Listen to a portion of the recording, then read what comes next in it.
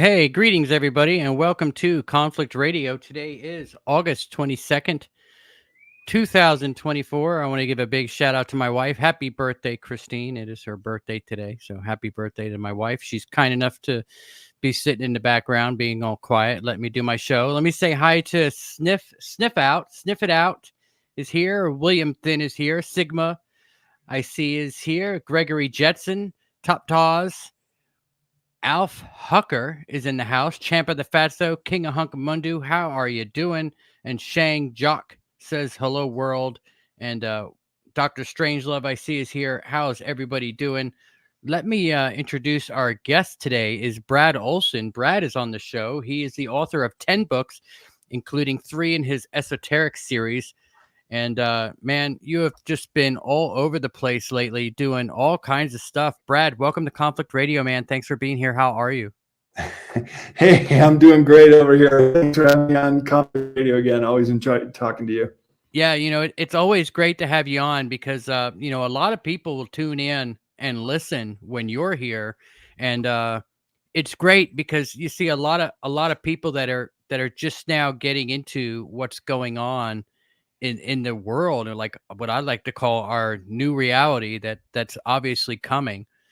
Man, there's a lot hidden down in Antarctica, and let's just hop right to it, shall we? And should I start out with the first pick we got today? Sure, let's just jump right in if that's what you want to do. Yeah, there's really no wasting time. Let's just get right into here. So what are we looking at here, Brad?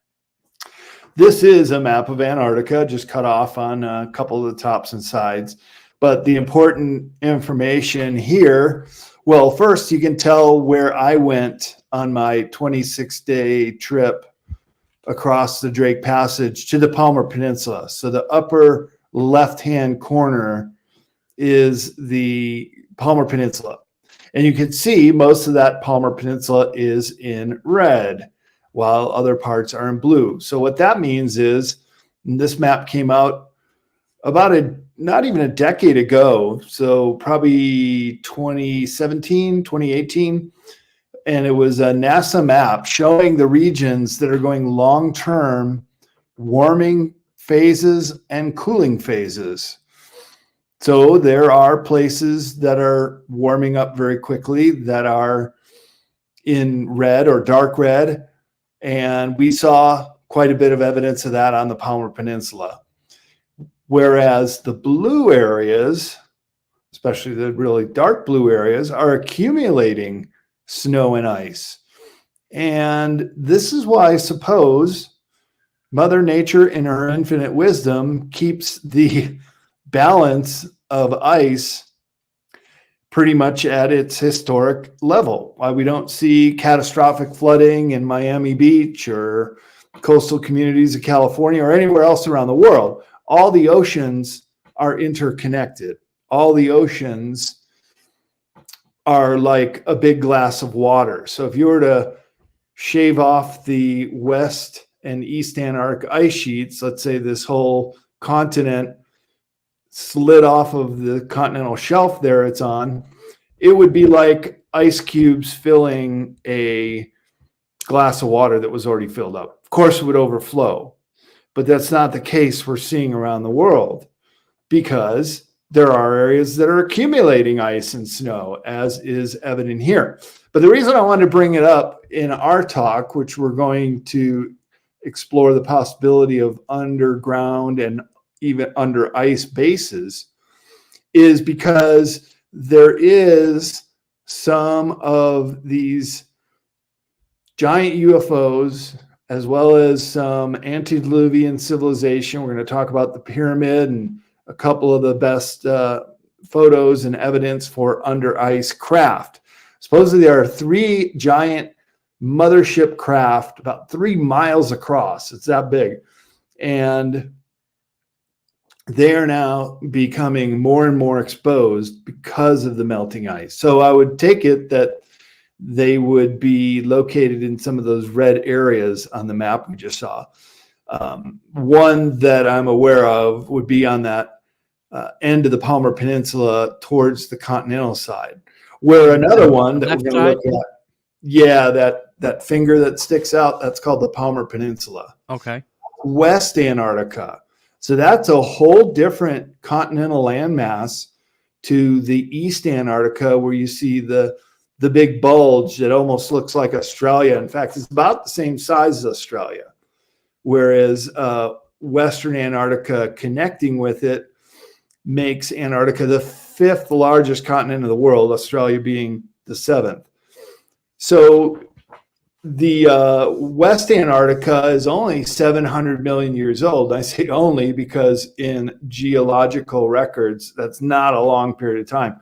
Whereas East Antarctica is over 3 billion years old. And that was once part of the Gondwanaland, Pangaea by another name, when all the continents were connected. And it's known that it was connected to Australia, parts of India and Africa, because there are overlapping fossil records, both megafauna and megaflora, plants and animals in the fossil record that can be found in those other continents, also giving credibility to the whole idea of continental drift. Yeah, see, now I love the idea of the continental drift, but the problem I have with it is if you took all of our land masses and just mushed it together, that's a lot of open ocean with no other continents. So I think that there were also other areas of land mass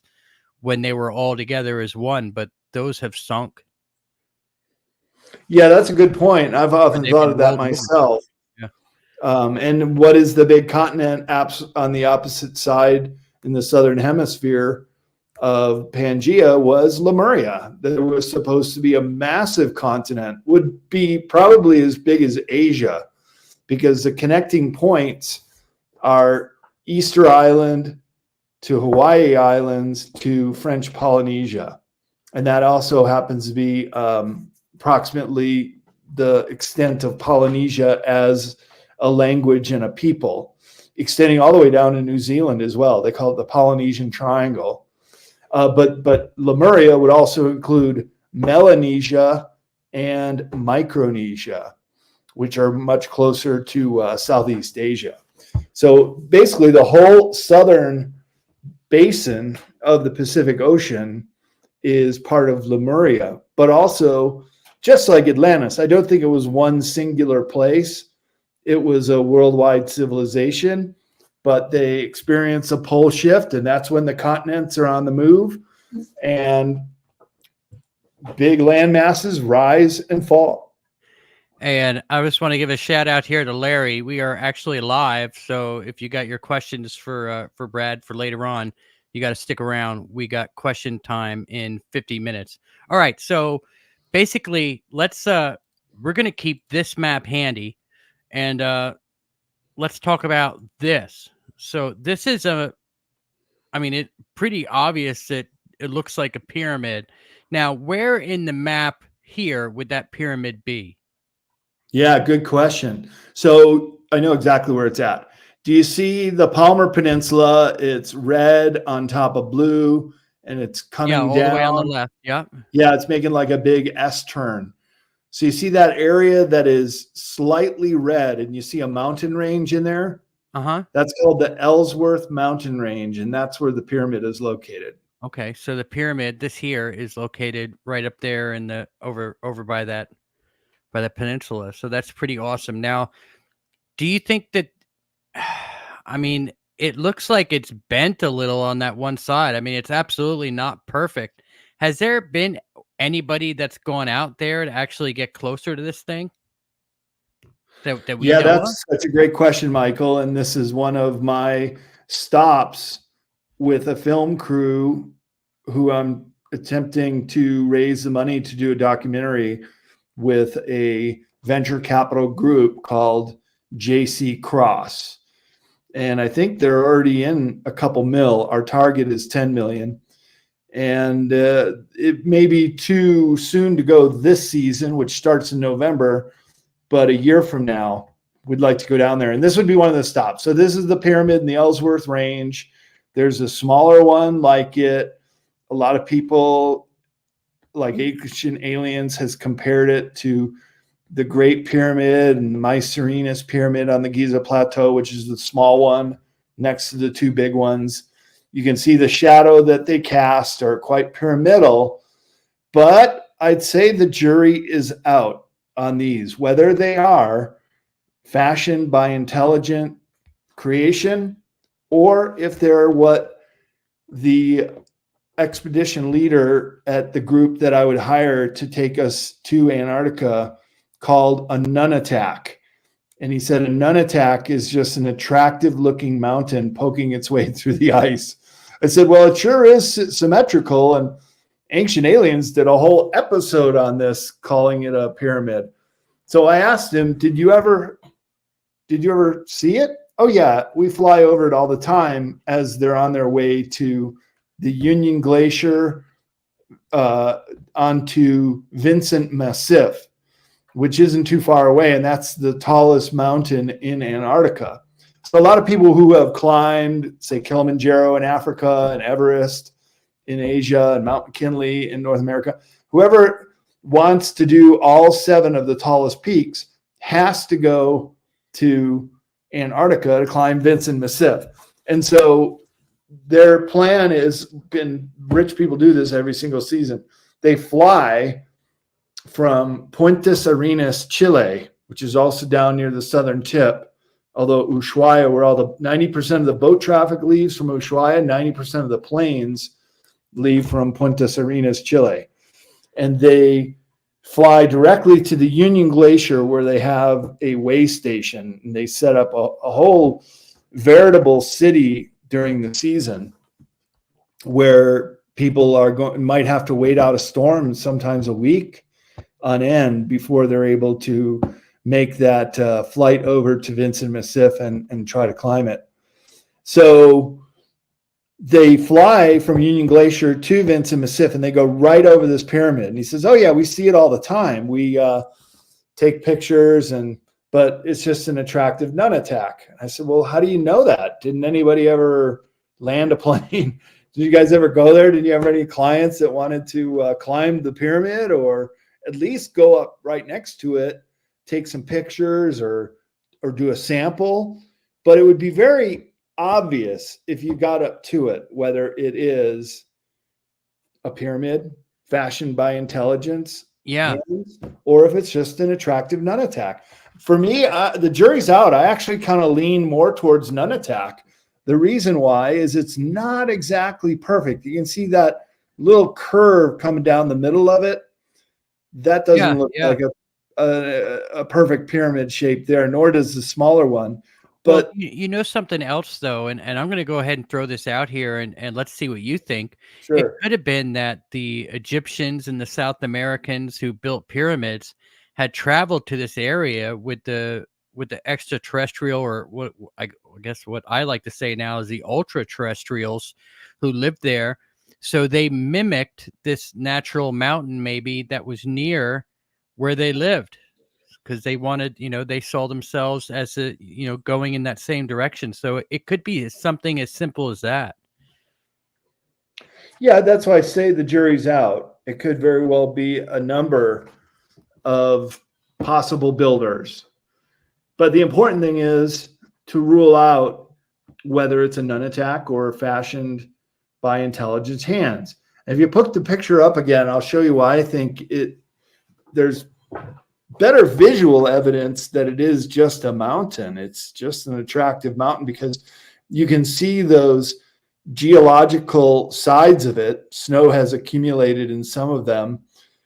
Yeah, it's not straight across like the Great Pyramid, where there's these trapezoidal shapes, or they're not horizontal as the other pyramids around the world are, but they're maybe it's even some on the shadow side looks like they're vertical lines. Yeah, that shadow side looks like it could actually be the bottom of a statue, and maybe it's just knocked over. Well, this thing's huge, and Ancient Aliens did a whole show on it. It's 2 kilometers by 2 kilometers by 2 kilometers by 2 kilometers. Oh, it is very symmetrical, which is given the case for it being fashioned by a higher intelligence. Well, I mean, if we can get out there, I'm sure it'd be easy to see if they had blocks or not in them. That's Yeah, that's in my top of my itinerary of top 10 places I would go with a film crew if I were able to write the itinerary. And if we can get these funds through the venture capital company, then I'd be making a documentary and going to it and maybe even climbing it. it's gonna happen, man. I feel it. I mean, if I got to tell you, if all of humanity wanted to send one person there, I think you would get voted to be the one to go. I think you should go. I think it should be you. Hands up. I Me. All right. I can't tell you how many people want to come with me too. You haven't thrown your hat in the pile yet, Michael, but no, I don't want to go. I don't want to go. Michael Sala, I'll tell you, everybody in the conference field that talks about Antarctica. Giorgio Tsoukalos, I just saw him a few weeks ago. Yeah, Michael Sala is coming on the show in a couple of weeks. I'm really looking forward to having him on. He's going to be a lot of fun. Very knowledgeable on Antarctica. Yeah, I don't want to go. That's all right. I'll sit here and you guys could talk live to me on Conflict Radio. We'll there we go. We'll do that. we'll bring the stream to the world.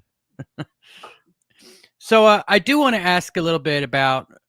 Do you think now? What do you honestly think? Before we get into any more of these pictures, I know that they're coming. Do you think that these are the Greys that are living in Antarctica? Do you think it's the Greys?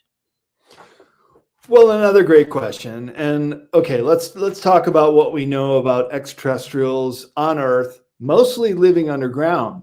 Now, you mentioned in the setup, Michael, ultra-terrestrials. Yeah. And what I take that to mean are entities that are so much more advanced than us. They're more like light beings because they can transition or phase in and out of our reality. Yeah, and even go through walls and hard substances that no human could. And they're from here. They're not from outer space. They're actually from here. Right. Or they've at least been here for a long time. They've been trapped here. Or trapped here or want to be here in some of their bases. So this is what I call legacy bases. And I would even include Antarctica as one of the half dozen or so legacy bases I can name to you just off the top of my head. And so that would be Dulce, New Mexico, the Archuleta Mesa. It's been there for a long, long time, inhabited by reptilians and Greys. Another is Mount Shasta, California, also inhabited by good ones, bad ones, and U.S. military. It's such a big underground system there, as are most volcanoes around the world. The throat of a volcano, the hollow portion in the middle, can sometimes go down miles deep. So there's plenty of room and offshoot lava tubes and so forth, places to hide. Other legacy bases I can tell you up in Yukon Territory, Canada, Solomon Islands, and that is also malevolent ETs. There was a whole book on malevolent ETs. And then, of course, there are the rumored cities under the ice. And I would say Antarctica is in that category as well. Yeah. And we've heard of Agartha, Shangri-La, all these mythical lands under the Tibetan Plateau and also South America that the Mayans, not the Mayans, but the Incans were using a tunnel system in South America that they said they just inherited. They found the ways in and got around. That's very, very old, much older than the Incans. Same with the buildings of South America that the Incans built their palaces and temples on. The foundation are the really big megalithic stones. And so there was a cedar civilization before then that already built out all these megalithic structures. And why wouldn't you? I mean, half the battle's already done when you have your foundation and walls already built. All you got to do is sometimes just put a wooden ceiling over the top or continue on with other rock styles. We saw that in Peru and Bolivia. Very, very clear, different, inferior building styles on top of the megaliths. So back to the Greys and the reptilians, and you were asking if they might be in Antarctica, and I was saying that they're legacy bases. Yes. They're different species than us, and this is what we would call inner terrestrials too. There's another distinction. You know how we were always, oh, look to the skies. There's extraterrestrials coming down from other worlds to here. Well, what about right below our feet, right? Yeah, yeah. Yeah, And that's then what I think. ultra-terrestrials could be a blending of both of those, extraterrestrials and interterrestrials that have the ability to phase in and out of our third density reality. You know, we're very, very solid as human beings here. It's both our blessing and our curse. It's a blessing in a way that we have these opposable thumbs and we can build things and construct, and we've got a very competent brain, but maybe our curse because we're somewhat blinded to the unseen realms all around us. Yeah, you know, if you listen to some people, they'll actually say too that there's a fifth dimension aspect of us that we can't even see or comprehend. Like there's a part of our body that's actually in the fifth dimension that's 5-dimensional, but our brains and eyes can't comprehend it. So we just can't see it. Yeah, yeah. And we've all heard about the 5 senses all humans have, and then the 6th sense, that pineal gland, and the ability to catch a little glimpse of the 4th dimension. Sometimes when you see the little orbs go by your eyes, like, oh, that you're actually seeing into the 4th dimension. And now there's talk about a 7th sense. And Really? that is precognition of future events in your life. So it only is maybe a couple seconds slightly ahead of your reality. You catch a glimpse. So, for example, you're on the freeway and you're just threading a needle to avoid an accident. Your 7th sense may have given you the timing to get through that just right. Yeah, how things slow down, maybe even a little. Yep. Sometimes it seems like you're going micro speed.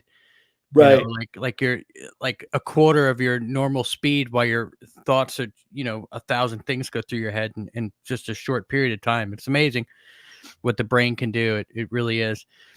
So talking about the grays and possibly them being, now I have heard that they actually have a hive mind, like a bee or an ant.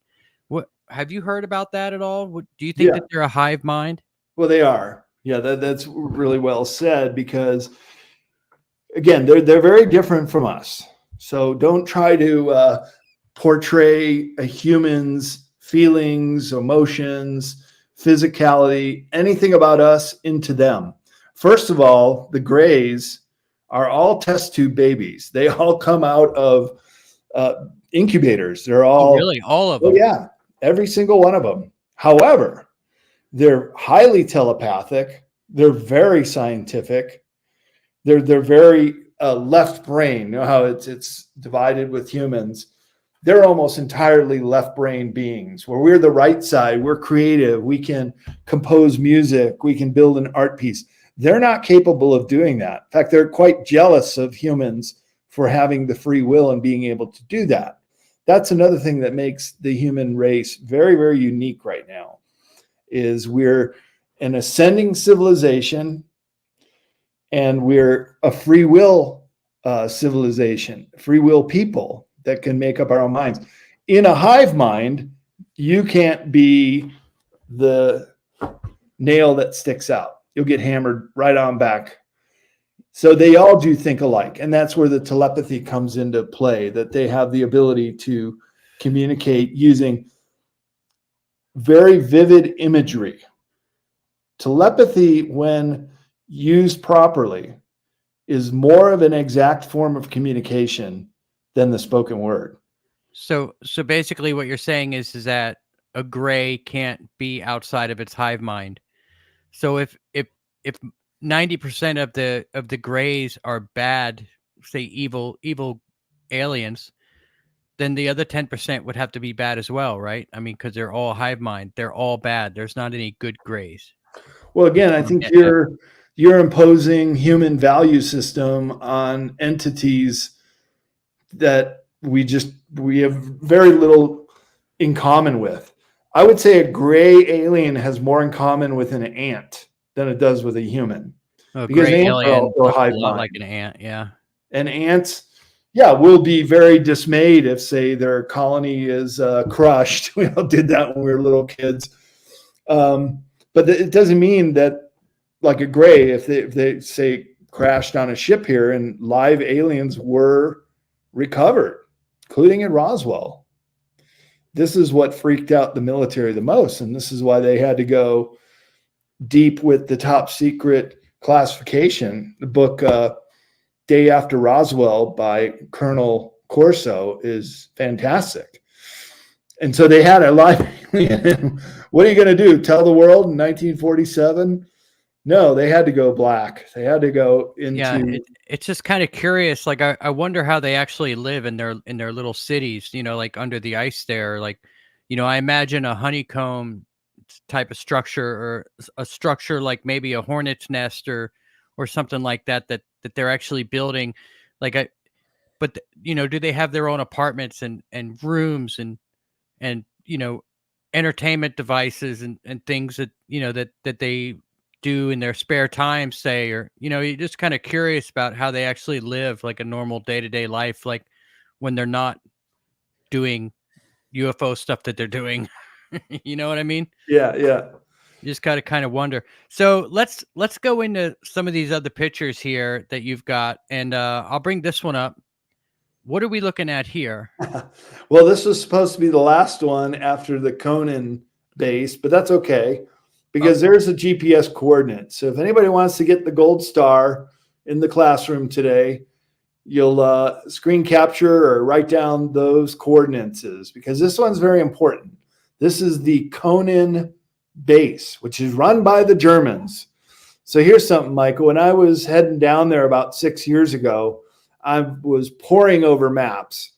And one of the most intriguing maps I came across was all the bases in Antarctica during the Cold War. So this was about 1982, this map was created. And lo and behold, at the Conan base, right at these coordinates, and also at the Neumayer base, was the West German flag. Here's the thing, Michael. The Germans never left. They've been in New Schwabenland this whole time. And this is in New Schwabenland. So if you went to Google Earth today, this is about what you'll see. And what I kind of take this to be a bunch of circus tent poles. And you can kind of see the ribs of the craft that we're going to talk about next. I think this is what the best evidence for one of the three major motherships that have been known since the 1970s by our intelligence services. And they've nicknamed them Nina, Pinta, and Santa Maria. So I'd say this is one of the three. And to me, what this looks like is now they put a covering over the grill. Like I said, you can kind of see the ribs of the grill, and this will make more sense when we see the excavation of it in 2013. Okay. So if you want to go to that one. This one here? Yep, there's the grill, right? So then to preserve it, they probably put up some kind of massive covering. And those are the poles that were sticking up, and now the snow has covered it up again. But in 2013. Oh, so this is this uncovered. That is covering the one so the other one is the whole base, the whole Conan base, where they're doing this excavation. So you go back in the Wayback Machine on Google Earth to the year 2013 with those coordinates I gave you. This is what you'll find. And this is very, very peculiar, because see the runway strip on the upper left, and then snowmobile tracks over to the excavation site, a couple of outbuildings, and then that orangish color, which there is no orange unless they're pulling things up out of there. And that black dark area is what Emery Smith described to me as the door. And that was how you got into this giant machine. So you can kind of also get an idea how massive this thing is. It looks like it actually looks like a fossilized something, like it's dead, like that's a vertebrae or something, doesn't it? Well, that's a good question. Now, anything like organic matter would probably be crushed under the weight of the ice after a prolonged period of time. But I love it when I can get matching data points. And then, so in this slide, you can see even some trails where people are walking around. Those might even be people. Yeah. Give it some more perspective to the size of it. But I love it when I can get some additional confirming data points. And so the Farsight Institute sent some of their remote viewers to that GPS location, to this craft under the ice. And I call it the craft under the ice because that's what they said it was. They said it was something very big, built for giants too, by the way. Ceilings super tall, and it's been defunct for a very, very long time, and it's very, very old. I don't recall them saying if they saw any bodies or skeletons or mummies or anything like that. But kind of like in the original Alien, remember when they went into the craft and they found the guy sitting at the gunner? I kind of imagine that. Just some giant hall down there, and the movie The Thing by John Carpenter. By the way, they play that movie every time a new person comes to one of the bases. They'll play the movie The Thing. But this is a real photo. I mean, it was on Google Earth, and you can still see it. This is incredible. So what the heck is that? And you could definitely tell where they've been out moving around and looking at stuff. These actually maybe, because there's those dots that you said were people. They actually look like maybe they were some kind of because they're each two little spots next to each other. Like maybe it was some kind of setup device or something, monitor. Sure. Yeah, it could be anything. There's two and two. Be little sheds. Yeah, monitoring stations. Yeah, who knows how big they actually are. Yeah. Wow. Exactly. Incredible stuff. Now, you brought up the Farsight Institute, and this is why I was asking you about the grays, whether or not there could be good grays.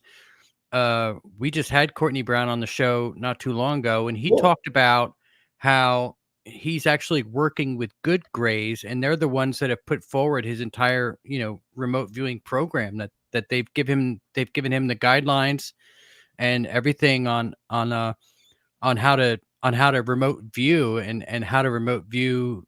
And he says that they're good grays, and Michael Sala says that there's no way. There's no such thing as a good gray. So that's what I was asking you about. Michael Sala is going to come on the show, and he's gonna tell us all about how there aren't any good grays whatsoever. So that's why I'm curious as to where you stand on that. Well, and I was just having a conversation with Dr. Stephen Greer at the Conscious Awards in Miami a few weeks ago. And we were talking about crafts in the sky. And my question to him was, how many of them are ours and how many are theirs? Meaning, how many are human made and how many are bona fide ET craft with all these sightings we've been seeing lately? His answer was 80% ours, only 20% theirs. Now, he does those CE5s, Close Encounters of the Fifth Kind, where they're actually able to summon even gray aliens to come up on stage and meet them. So Dr. Stephen Greer would have a very different perspective than Michael Sala. I tried to get him on very much. I tried to get Mr. Greer on the show, and he said he'll come on once I hit 1 million subscribers. All right. So here we go on our. We got a goal there, Michael. Do it. We're trying to get Stephen Greer on, so subscribe to the show if you haven't already. But here's my answer, and it's quite right down the middle of both Michael Sala and Stephen Greer. All right. One says everyone's good. One says everyone's bad. I would say we can't really know what good or bad means in their mind. Okay, look, so I think most of the grays are doing the abductions and the cattle mutilations. And in our mind, or someone who has been abducted, yeah, it would seem very evil. But they have told, and they are liars too. I remember reading about that they'll just say anything they can to advance their agenda. So that would be on Dr. Michael Sala's side of the ledger sheet, where Dr. Stephen Greer says that they are entities. They are here. They're very concerned with Earth, maybe because they're dependent on this planet as well. They don't want to see us blow it up. And they do want to see humans ascend. Now, here's the third part of it that I think is the most fascinating. You have other scientists like Buresh, who did a couple interviews with Carrie Cassidy. Was it David Buresh? Buresch, something like that. And others who have said that the interview with the alien too, by the way, that great PDF book by one of the captured ETs from one of the crashes. They say, and Buresh says in his working with some of the live captured ETs, that they come from our future, that they are actually humans. At this point in time, we're having a divergence of two timelines. One of those timelines goes underground. One of those timelines are all these test tube hybrids. So they're extracting human DNA because the Greys have said, maybe they're lying, but they have told many people in the military that they're a dying race and they need to extract the DNA. And this was the whole basis of the Greada Treaty, where our generals, ever since the 1930s, have just been so desperate for high technology that they gave the okay to do the abductions and the cattle mutilations.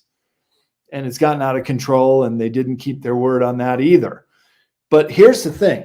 If the Greys are us from our future, then they're not bad at all. This could be who we are with the time travel capabilities that they have to come back to ensure that these hybrids, which are going to live for very many generations, probably underground, are going to be us or a version of us. So there will be the surface dwelling humans who will remain. We're not going to get wiped out. Even if there's another pole shift that does kill about 90% or more of the surface dwelling humans, somebody's going to survive. Humans are very resilient. We're not going to completely get wiped out. Even if we got hit by a comet, I think there'll still be some humans somewhere that are going to live. And this is funny because I've been studying up on Amy Eskridge. I don't know if you know who that is, but she swears that well, I mean, she's dead now, but she swore that that they were time traveling humans, that they're actually from like 44,000 years in the future. Right. And I mean that to me is insane. But she said that they had to go underground because there was a major event on the surface that forced them underground. So maybe we can change the timeline to where there's not that event and it doesn't force us underground. That would make the Greys actually bad because they're actually trying to make sure that we have that event to force us all underground so that they exist. So, I mean, it's a conundrum, right? Yeah, it is a conundrum, but I would even say it's past tense. That we already know there are over 130 deep underground military bases in the United States lower 48 alone. There are literally hundreds of these bases around the world that have been created out with these tunnel boring machines. They're called subterranes, rhymes with submarine, and they're nuclear powered. And once they are placed in the side of a mountain, they just keep going and going and going, 2 to 3 or 4 kilometers per day. So I was on the trail of the one in Napa County. When I lived in the Bay Area, San Francisco, I would go to Harbin Hot Springs. And one day I said, well, let's go up the Silverado Trail, which connects Sonoma Valley with Napa Valley. And in the 1980s, there was an article that was in the Napa Sentinel newspaper that said they saw hundreds of witnesses, a slow-moving truck with a subterrane on it, and it went up the Silverado grade. And that's the last anybody heard of it. So me and my buddy, we're going there to investigate, and we get right to the summit. Like, okay, this is kind of weird. There's really nothing there, except one side of the hillside was all barren. No trees growing, just gravel. And it was like these steps that went up. And I'd show you a photo, but my iPhone didn't work. Strangely enough, I couldn't take a video. I couldn't take a picture. I'm like, what the heck? This has never happened. Talked to Carrie Cassidy. She says, oh yeah, well, they have jamming devices. So I think that was the entrance where this subterranean went in, never to come out. Yeah, man, that's just crazy. And another point I want to make before we move on with the grays and the hive mind. There are, thinking of it as a hive mind, there are multiple beehives too in the world, and they are not all in the same hive mind. Each hive has its own mind, so to speak. So that could very well be the issue with what Farsight is dealing with. So I look forward to Courtney's actually coming back on the show right at the beginning of September. So I look forward to talking to him about that. So well, do write down the Conan base and ask him if they've done any follow-ups and if they would share any more. Yeah, and you can hang on to those pictures I sent you and even show them and reference the one time they had their remote viewers go there. I just rewatched that Courtney Brown narrating the findings of that show. I'd recommend any of your listeners, if they're interested in this, to go listen to it. I'm pretty sure it's still up. I love Courtney Brown and Farsight. I mean, they're doing some great work. They really are. And I mean, yeah. I couldn't plug Farsight enough. I mean, it's such a cool little app. Like I tell everybody, cancel Netflix for a couple months and go over there and check that one out for a little while. All right. So let's see. Do we want to go here yet, Brad? You ready for this? Go ahead. Move it along. All right. So let's start here. Yeah. That is a very interesting picture. I wonder where this came from. Like, yeah. I mean, this is obviously some kind of machine craft. It almost looks like maybe it's a giant robot face down there. That's the eye.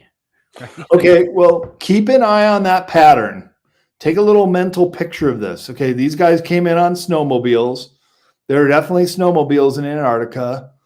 You can see the icicles and the cave it's on, and it's emerging from the ice. So I think this is the location near the Ellsworth Range, in that area that's heating up very rapidly, and more of this is being exposed. Emery Smith, who's has a show on Gaia TV, the Cosmic Disclosure Show.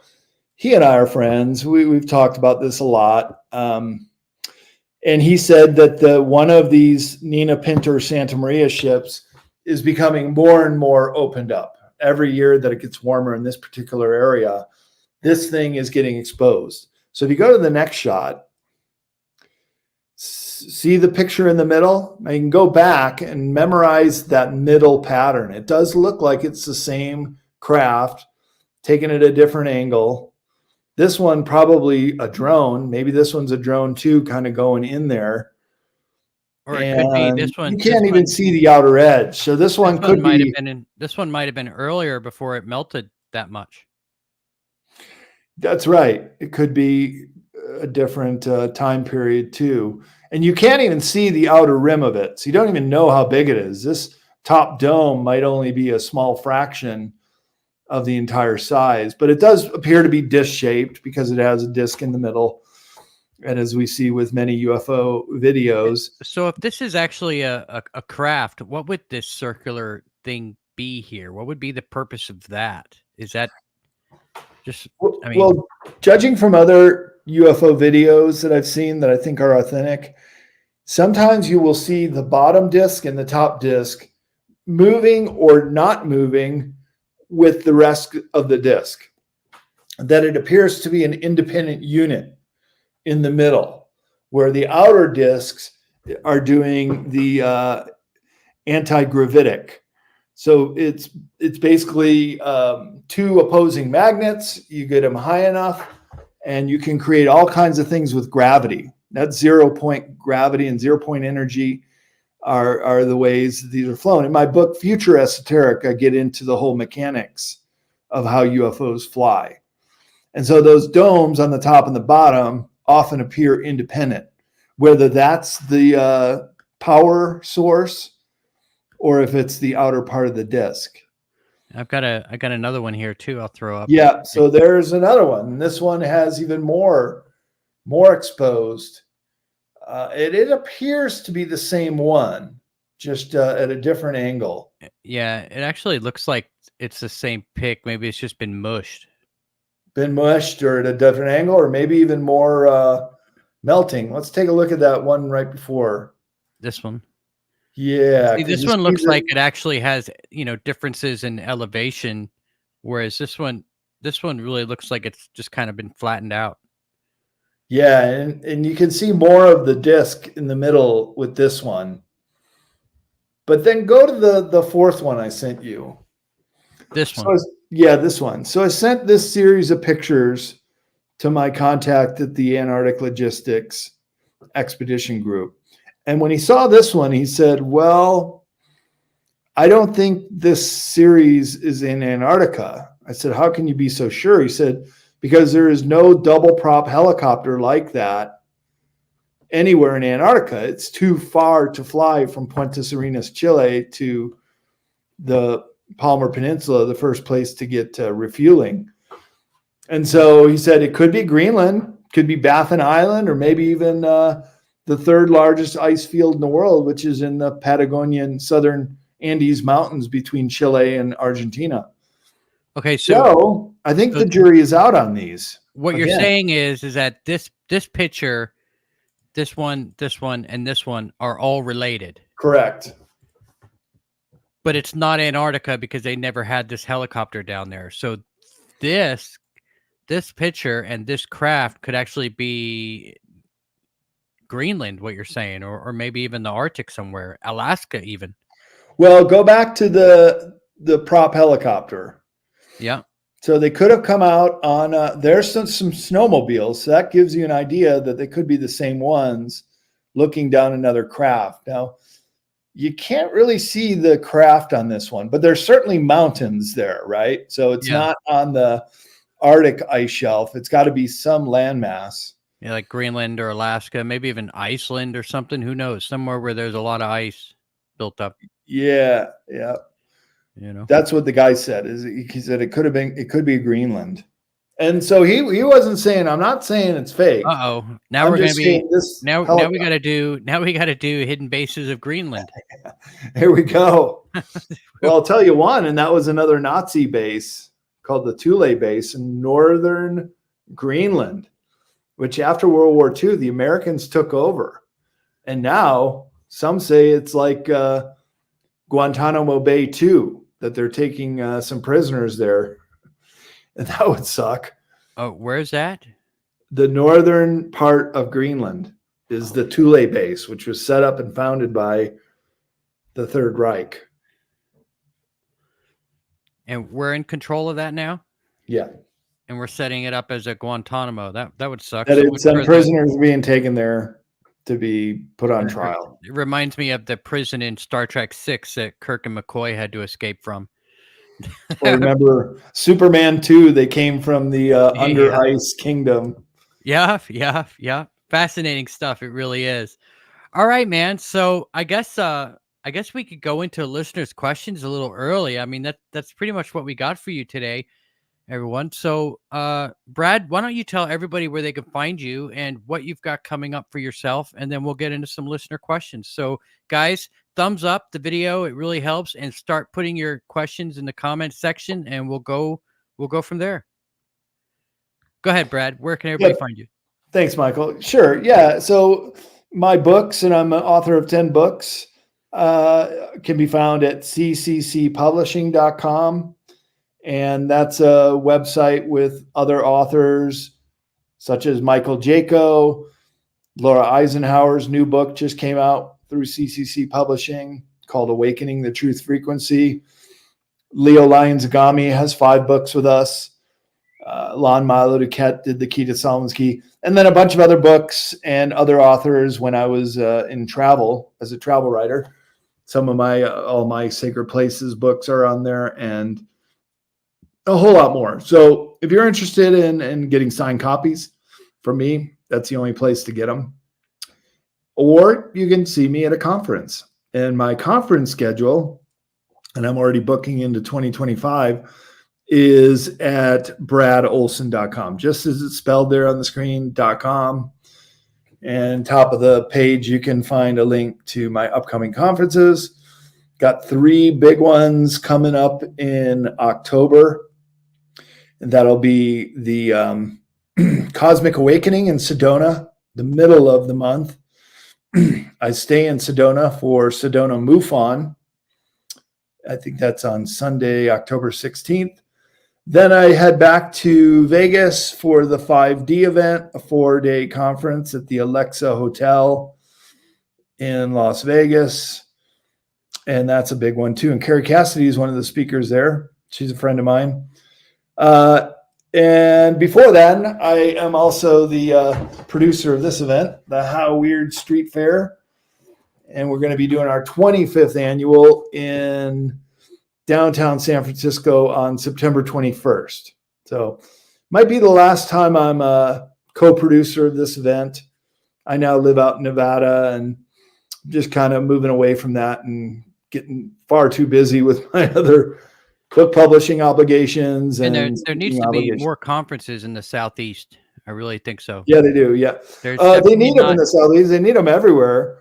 You know, Nashville, Huntsville, Alabama. I mean, you know, even Orlando maybe, or Atlanta. Yeah. I'm speaking at Orlando in February. Just booked that one. Oh, okay. And maybe I can make it to that one. Okay. February? Yeah, that's kind of the only place out east I go to. Once in a while, they're popping up in New York. But by far, most of them are in the Southwest. Do you know what day in February? I can look it up. All right, awesome. And while you do that, let me check out some of these questions here as we go through. Guys, do give us a thumbs up. It does help get more people in here for the live stream and to ask questions when it's question time. And Brad's going to try to find that date, but no big deal. You can always text it to me later, man. Robert Bell has a question here for you, Brad, if you're still listening. It says, why were the Germans in Antarctica? I can give you those dates right now. It's February 21, 22, 23 in Orlando, Florida. All right, there you go, guys. I'll let you know soon if I can make that one or not. Maybe we can get some pictures down there. Yeah. Why were the Germans in Antarctica? Well, we kind of answered that question with the Conan base. You see, when the Antarctican Germans were going down there in 1938, 1939, they were doing major aerial reconnaissance and naming a bunch of mountain ranges and looking for geothermal activity, which they found, which is there. And they were also dropping these 2-meter tall, kind of like in the shape of a bomb, but no ordnance, but it was to demark the land that they were claiming. And interestingly enough, they claimed that area where the Conan base is, that first craft under the ice we looked at. So I would even go as far as to say they probably spotted it. And they've been doing backward engineer technology and digging in it and trying to just find out how to make this thing work for about 70 years, maybe longer. Yeah. Yeah, because like I said, the Germans never left. They've always been there. They knew some stuff. They sure did. I have no doubt about that. Are there still Germans in Antarctica? Well, there are. They're on the Neumayer base all year round, which is in the New Schwabenland area claim. It's now called Queen Maud Land, named by the Norwegians. But the Conan base is a seasonal base, so you can fly out there in the summer months, and we would like to do that with the documentary crew. All right. Let's see here. Will Carr wants to know if you've seen any drop-shaped craft. Do you know about craft that are shaped like teardrops? I've heard of those teardrop craft and seen a couple of videos, not with my own eyes, though. All right. And let's see. Terrence Willis throws one out here. It's pretty good. We might talk about this one for a minute. Can you please talk about the black goo? Thanks for being awesome. Sure. Yeah. Well, I include the black goo in my Antarctica presentation, which I'll be giving at all three of those conferences in October. Seems like that's what everybody wants to hear me talk about these days, and I don't mind. I think it's fascinating. And have you learned anything new about it? Oh yeah, all the time, and always on the lookout. And people send me articles and all kinds of. So what is it? What is the black goo? You have to elaborate on a little bit. Some people might not have any idea what you're talking about here. Sure. Well, let's define our terms. And if you know anything more about it, please chime in. But the way I understand it, it is a sentient, fluid-like solid, kind of the same texture and appearance as tar. It'll drip, it'll move, and especially if you put two jars of black goo together, it wants to reconnect. Okay. It wants to combine. You know, I just had a thought that I should probably go ahead and mention to you about the black goo. I had a NASA rocket scientist actually working at the Marshall Space Flight Center on the show yesterday.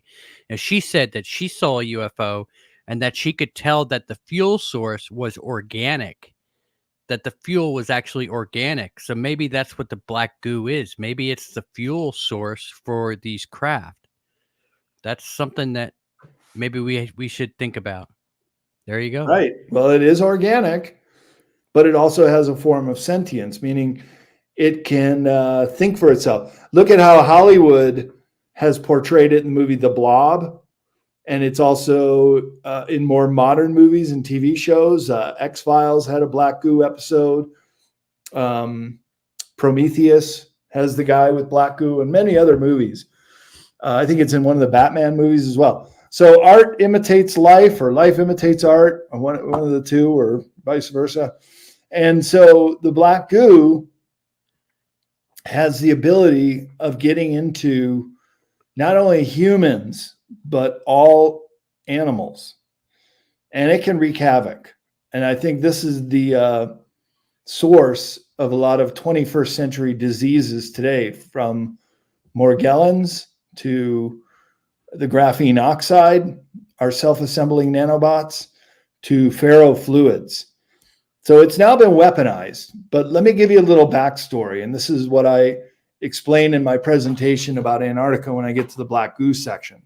Because there's an island way, way, way down there along the South Sandwich Island chains, below the Falklands, below South Sandwich Island. Okay, so it's kind of you see the southern tip of Palmer Peninsula there with the islands off of it.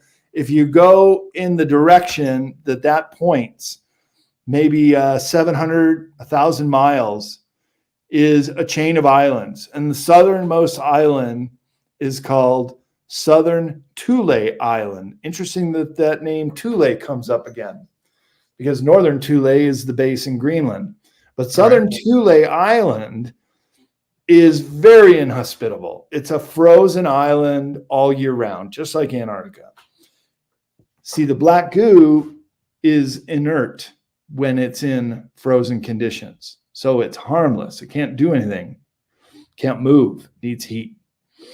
So there was a base down there called the Corbett Uruguay base that was run by the Argentinians, who had claimed all those islands, all the way up to the South Sandwich Islands and the Falkland Islands. So you remember in 1982 when the Brits sent this huge armada of ships down there to fight in the Falkland Wars? Fucking Falklands. Well, you say that in a bar in southern Argentina, Michael, you get in a fight. They call them the Isles Malvinas. You call them Falklands, man. That's the F word. Don't do it. So check this out. You can go on Wikipedia and look up the Falkland Wars, and it'll show you a map where that big armada of ships splits into two. One of those branches goes on to fight the Falkland Wars. We all heard about in the news. Nobody knows about the second fleet of warships went down and took South Sandwich Islands, and then went all the way down there to South Thule Island. And by then, the Falkland Wars had already concluded in the Falkland Wars. And the surrender papers for the Falkland War ended on a boat, British ship, right offshore of South Thule Island. They get down there and there are just 8 scientists in the shed, put up a white flag, not a shot was fired. And it was called Operation Keyhole. And it is the top secret part of the Falkland Wars that nobody knows about. But they were going down there to get the black goo. And this is how this whole mess started, because they wanted to get it and see if they would be able to use it in different applications. They wanted to backward engineer it. So they brought it back. And as they were coming back, it was already starting to appear that this was going to be a big problem. Miles Johnston, who does the Bases Project, who I've met and we've communicated about it. In fact, I'm going to republish a string of their emails because he knew some sailors that were on that ship coming back with the black goo in these big oil drums. And already some of the sailors started to get infected. And by that, I mean, it can get into a human body and start to wreak havoc. Yeah. Might also be part of the whole turbo cancer with the that's crazy to and think the graphene about. oxide. But as far as it being a fuel source, I mean, we have fuel sources here on Earth right now that's toxic. If you look at atomic nuclear power plants and stuff. So, I mean, it's not impossible that it's actually their fuel source. So who knows? True. Maybe we should try putting it in our gas tanks and see how many miles we can get before we have to refill it. I personally wouldn't mess with it. Sounds like it's already done enough damage. Yeah. Stay away from it. So I was on a show called Cosmic Cantina a couple years ago with Melissa Tittle. She's a producer at Gaia TV, or was. Now she's Hathor Films. And so they're producing a very nice professional show. And we were talking about Antarctica, but more about the black goo. And so we did about 30 minutes on the black goo, just kind of explaining everything I just did here. And then so the show airs, did real well, got a lot of hits. And Melissa calls me a couple of days after it launched. She says, "Hey, have you watched the show yet?" I said, No, I don't ever watch my own interviews. I know what I say.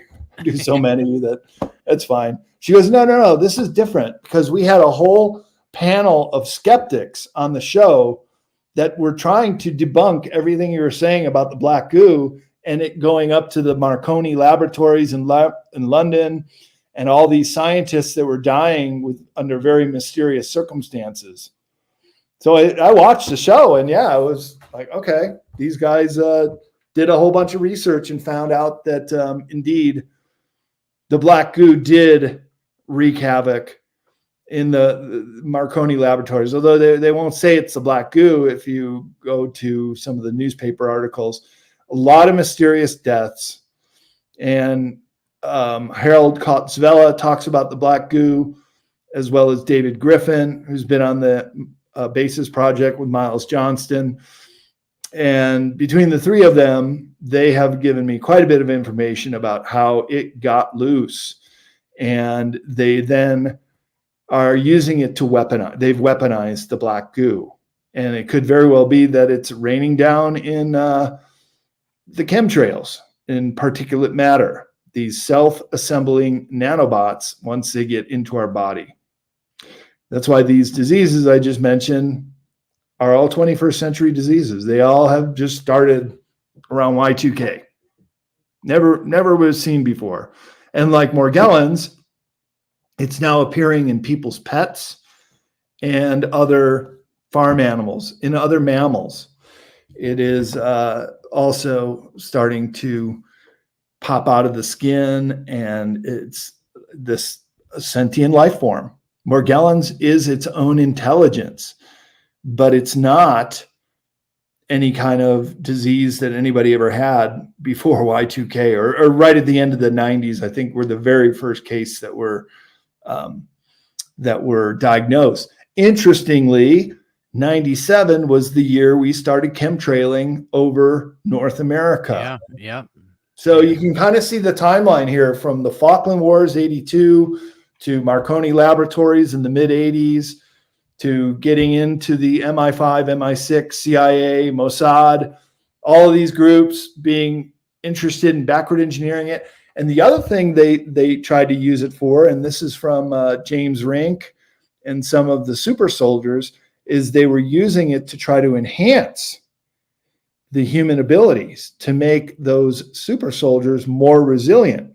And in fact, Max Spears, who was a super soldier, he died in his mid-30s, young guy, really good shape, good-looking guy, very smart. He was on the Basis Project with Miles Johnston, and he died with the black goo coming out of his orifices.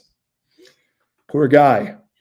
Man, does it seem like have you ever heard of anybody destroying it? Is it burn? Can you burn it? Is there a way to get rid of it? Like if you see it around somewhere, like if you see somebody with it coming out of their ears or something, I mean, can you just like, how would you get rid of it? Just freeze it? I'm not entirely sure if it can be destroyed. I don't know. I mean, obviously, I guess we could freeze it. Maybe hit it with some liquid nitrogen or something. Yeah, I guess there's got to be a way. Just like there's a way to melt and take gold out. Now, I'm going to ask you this because I'm getting blown up in the comments about it. A lot of people are swearing up and down that this is fallen angels, and we're dealing with this is all about God and the Bible and everything else. What would you say to that? I mean, you're not discounting the grays that, or right? the black goo, or what are we talking about? That all of this, that this all has to do with, these are fallen angels. The reptilians are really fallen angels, and the grays could be human hybrids or, creations of the fallen angels or whatever. None of this has anything to do with other than what the Bible says.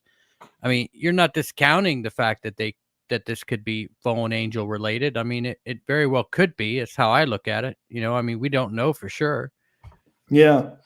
Well, that's interesting you bring that up and use those terms in biblical terminology, because in the conclusion of Future Esoteric, I make a point of saying, isn't it interesting that the devil, Satan, Lucifer came from the sky, but now they live underground. They live in a hellish landscape.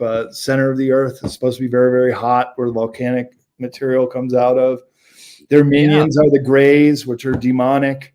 So there's so many parallels. There really are. Described in the Bibles, including angels. We just didn't have the proper terminology then to call them extraterrestrials or interterrestrials.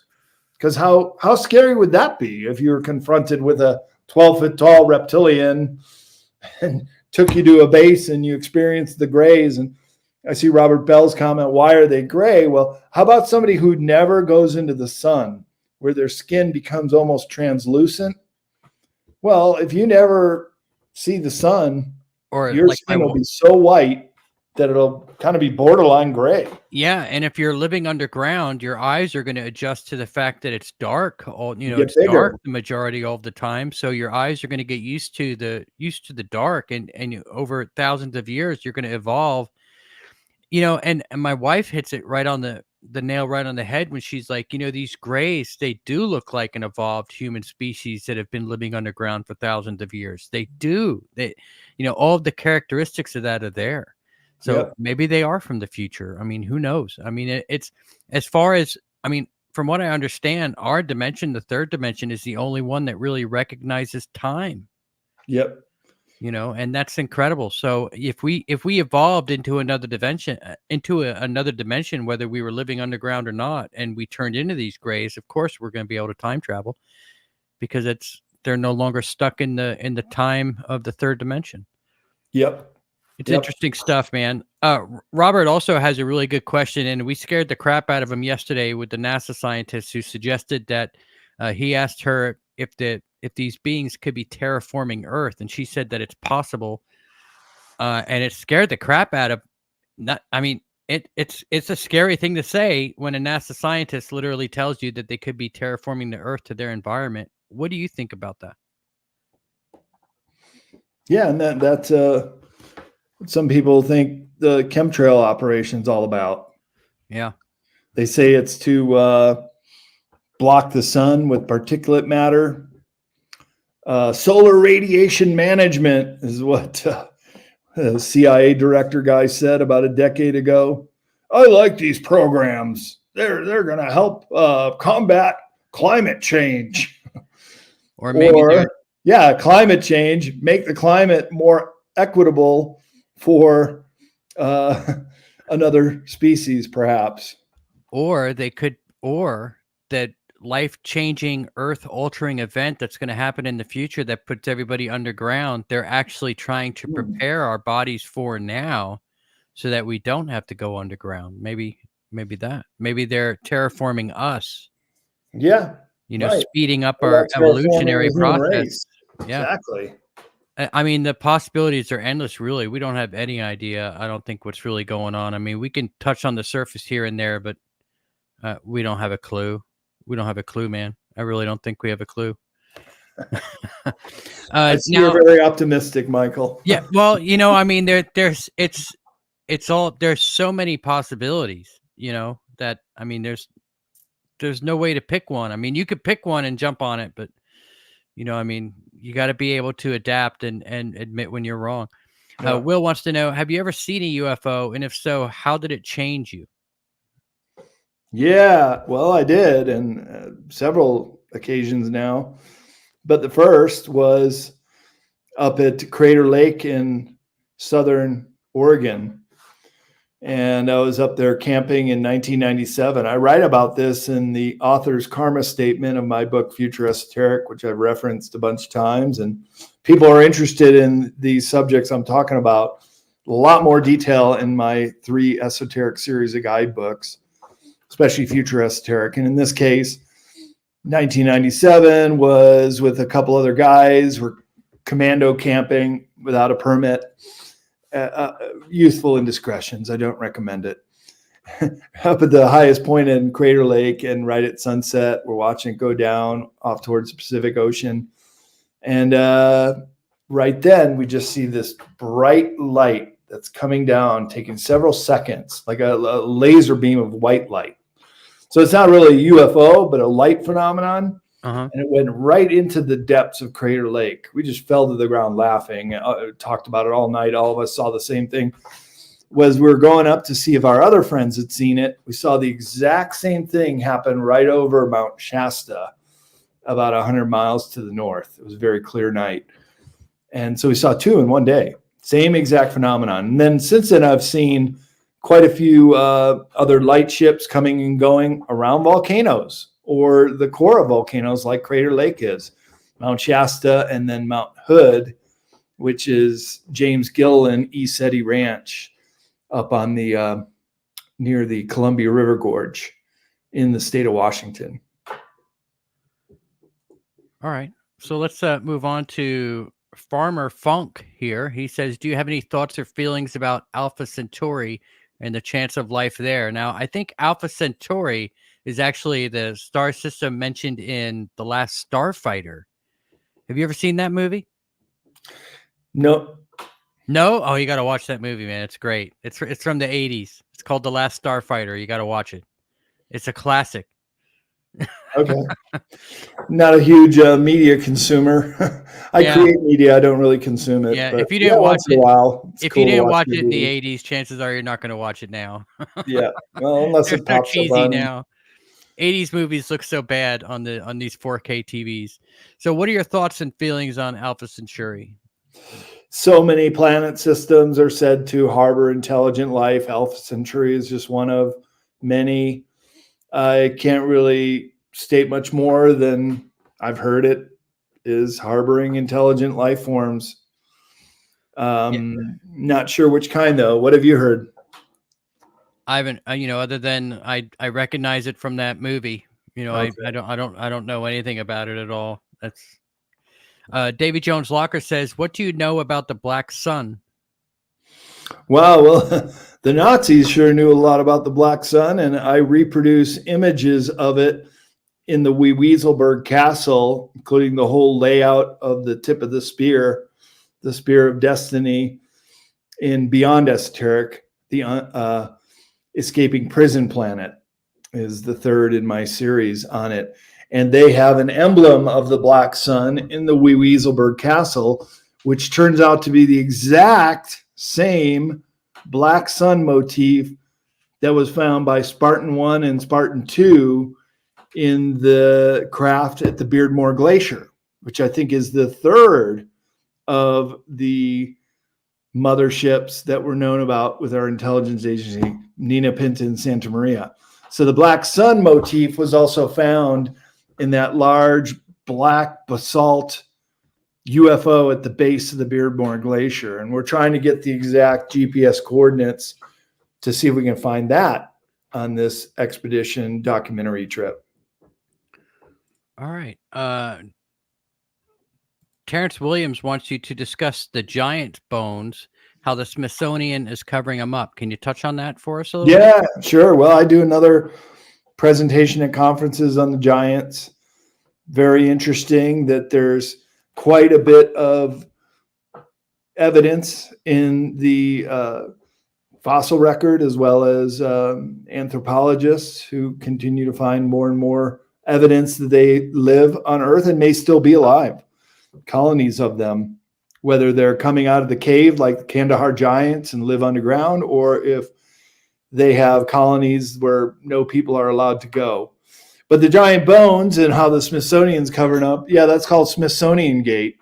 And it's very well documented that every time, especially in the 19th century or early 20th century, whenever there was a newspaper article and the local people were coming around and talking about a dig on one of these mound sites in the Midwest or the Ohio River Valley, or even out here in California and where I'm at, Nevada, the Lake Lahontan ancient lake bed, right here in my valley, were found red-headed giants. And so every time they would find them, even if it was a professional archaeological dig, and I profiled the case of the Delavan Lake giants that were found in southern Wisconsin by the Beloit College archaeologists. And the Smithsonian shows up, Johnny on the spot like an FBI agent, flashes the badge. All right, we outrank you. We'll take over here. Say, hey, wait a minute. We want to find out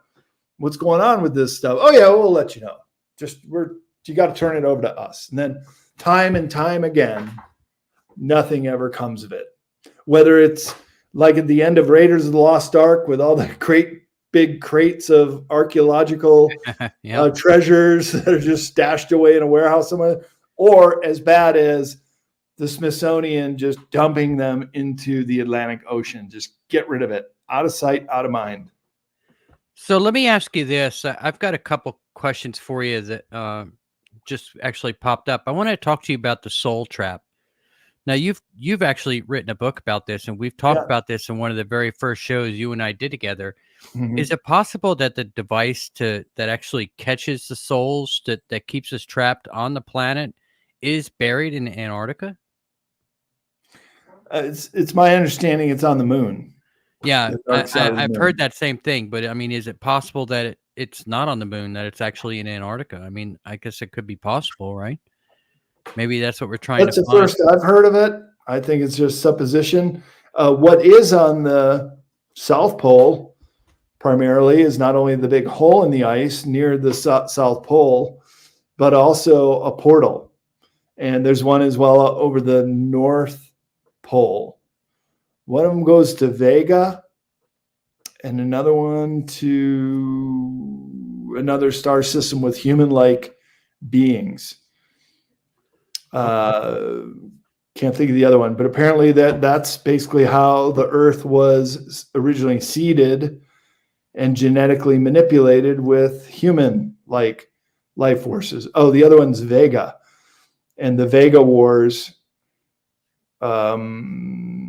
a long time ago with the reptilians, and they lost their planet and they were looking for suitable planets, and Earth was a very close proximity.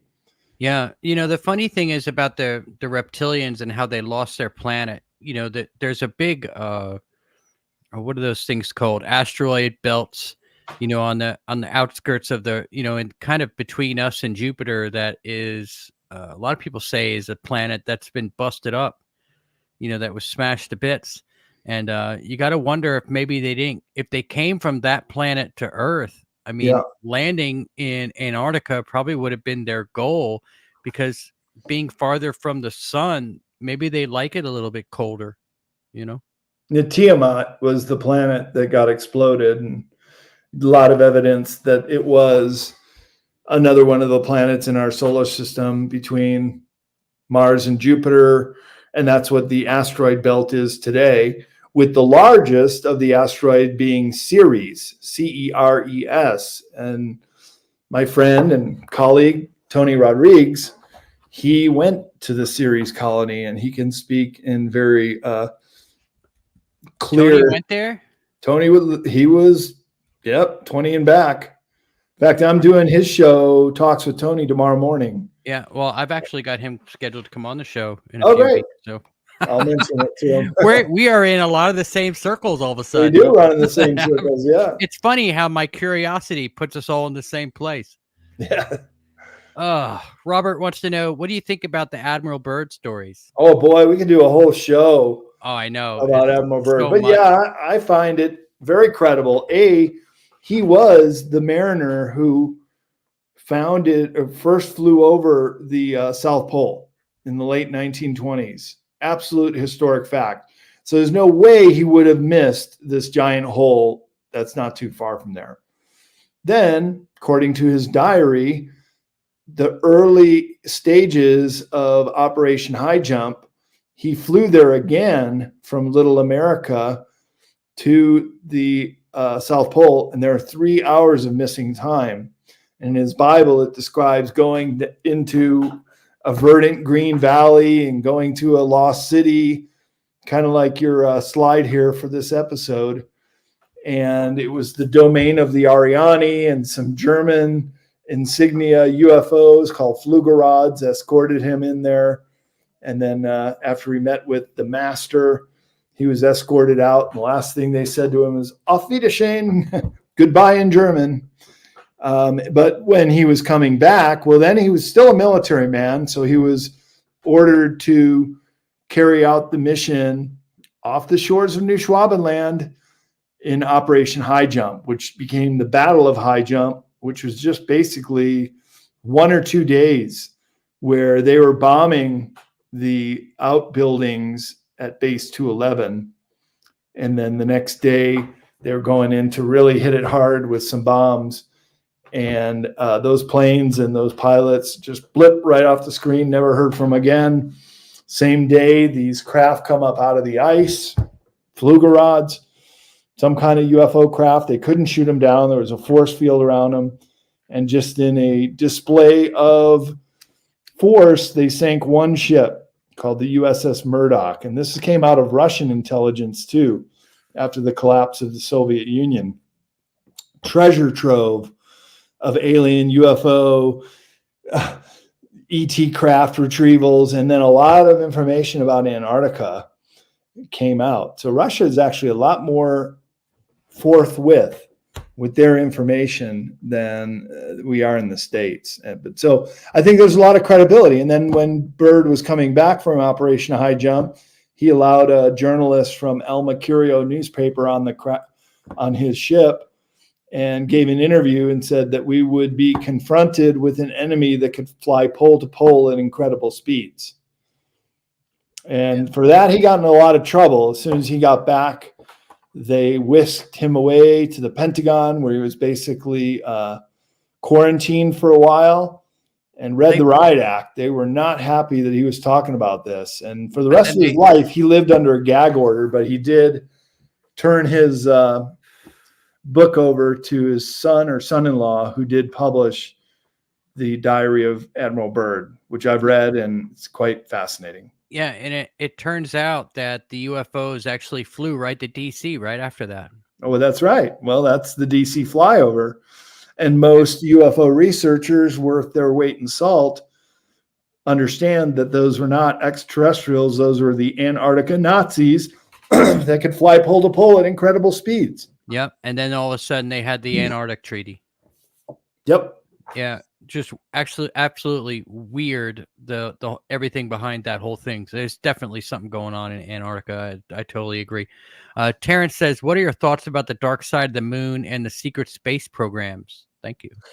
Yeah, there's no doubt that there's some structures on the backside of the moon. I reproduced some images in future esoteric and secret space programs. Well, I think if history were really to tell the truth, the first men, the first humans on the moon were the Germans. Don't want to admit it was the Nazis that beat us there. Oh, not by years, but by decades. Yeah. In fact, there's a base on the dark side of the moon in the shape of a swastika that one of our secret Apollo missions, after the public ones, they said they disqualified the program. No, they didn't. They kept going back under secret missions, and at one time landed one of the modules at this Nazi base. And they didn't find anyone there. The Nazis had pulled out, but there was ample evidence that they either worked with an existing base, which is what they did in base 211. They were donated defunct base by the reptilians that they refurbished into one of their bases. And that's what Operation High Jump was all about. Was Byrd's orders were to recover a Flugelrad, a UFO craft. That's what they went down there for. In the year after World War II, it just doesn't make any sense to go down with a huge military operation that close to the end of the war. But they knew they were down there, and they knew they took a lot of their high technology toys with them as well. Yeah. Have you ever seen that movie Iron Sky? I'm asking you again about movies. I probably shouldn't do that. You're asking the wrong guy. I'm not. I got to throw that out there for all my listeners. If you haven't watched Iron Sky, do it. It's about the Nazis being on the moon. It's kind of a comedy. It's great. It's really good. Will Carr wants to know, do you believe that the universe is a brain and or consciousness? Maybe universe? Well, there is a semblance of consciousness that comes from the universe. What do we call God? What is God? It's not a male. It's not female. It is consciousness. It is everything. If you were to believe in God, I mean, this is the closest anybody could really point a finger on what it is. And interestingly enough, it's my understanding that other ET races, including the reptilians, understand that there is a God, that there is a consciousness higher than their own, and in some ways are accountable to this other God. But the Greys, they don't want to live. They don't want to ascend into 5D. They've made the decision that they'd prefer the 4D and the 3D to be a conquering race. That's what they do. That's their MO. Yeah. Let me ask you this one last final question. I promise you, I won't ask you about corn pop. We're not going to do that anymore. that I've really pissed off a lot of people with that one, so I'm just going to drop it. The Miami Mall aliens. Somebody's here commenting, don't have to worry about it as they only came for the holiday shopping deals. They wouldn't be back, whatever the comment was. But it did want me to bring up the Miami Mall aliens with you. What do you think went on there? What's your idea about this? I'm sure you heard about the videos. It's pretty interesting. It does look like very tall entities, 12 feet tall, much taller than any human, coming out of portal-like entryways. Somebody did the GPS coordinates to Miami Mall, and then they flipped it on the other side of the world. It doesn't really make sense because it's in a tropical climate, but they found that there was some kind of parallel to Antarctica, of all places, and that they just mistakenly typed in the wrong GPS or north instead of south. And I saw that like the GPS coordinates were like one number off of Antarctica or something. That I thought that was insane that they could actually mess up something like that. That's I guess their voice to text didn't work very well. I'm always having a problem with my voice to text not actually sending what I'm saying. Maybe that's what happened. Brad, I'm going to let you go. I'm sorry, everybody. There's a ton of questions here. We're going to have to leave unanswered. you know, we got Brad for 90 minutes, and 90 minutes it is. So Brad, why don't you tell everybody where they can find you, and we'll schedule you again. Yeah, for sure. Thanks so much for having me on again, Michael. Always a great to be pleasure. back on Conflict Radio, and we will definitely do it again. We could do a whole show on the Admiral Byrd trip down into the hole in the ice. But find out about me, bradolsen.com for my upcoming conference schedule, and CCC Publishing.